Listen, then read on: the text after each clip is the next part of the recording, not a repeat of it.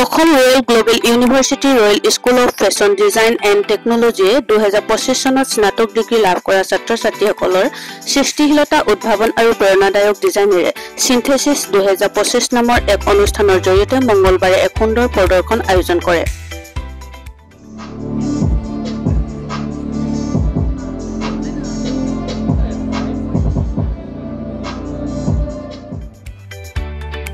উত্তৰ-পূবৰ 9জন স্নাতক ডিজাইনাৰক লৈ এই প্ৰদৰ্শনত 45টা এনসেম্বলৰ এটা আটকধুনীয়া সংকলন উপস্থাপন কৰা হয়, য'ত প্ৰত্যেকৰে গভীৰ গৱেষণা, ব্যক্তিক্ৰমী কাৰুকাৰ্য আৰু চিন্তাশীল বিষয়ভিত্তিক ব্যাখ্যা প্ৰতিফলিত হৈছে। 9জন বিখ্যাত ফেশ্বন শ্ব'ষ্টপাৰৰ সৈতে ৰানৱেটো উজ্বলি উঠে আৰু ই অনুষ্ঠানটোত আৰু অধিক গ্লেমাৰ আৰু প্ৰেৰণা যোগায়। অনুষ্ঠানটো উদ্বোধন কৰে স্বতন্ত্ৰ চলচ্চিত্ৰ নিৰ্মাতা ববিতা শৰ্মা আৰু কথক শিল্পী তথা সুৰ সৰগম বিদ্যালয়ৰ প্ৰতিষ্ঠাপক মৰামী মেধিয়ে। RGU ফেশ্বন ডিজাইন বিভাগৰ এটা অনিষ্ঠাবান অধ্যাপক দলৰ দ্বাৰা এই অনুষ্ঠানৰ আয়োজন কৰা হয়।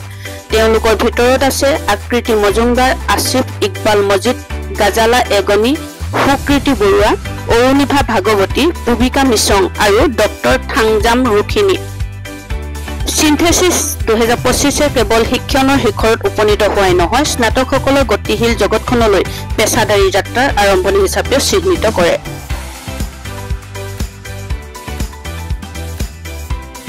Education, but a proper guidance and inspiration as a designer. I am also grateful for my teachers who have been more than our faculty. They have been our mentors with constantly encouraging us to bring our best forward. This collection which we presented today was a collection of hard work, long working hours, dedication, and it wouldn't have been possible without the unconditional support which our teachers gave us. They have always encouraged us to bring our best forward and they have helped us in every way possible. So lastly, I'll just thank my teachers in believing in us and making sure that every one of us are coming out as the best person. Yeah, thank you. For the graduation showcase of our final year students.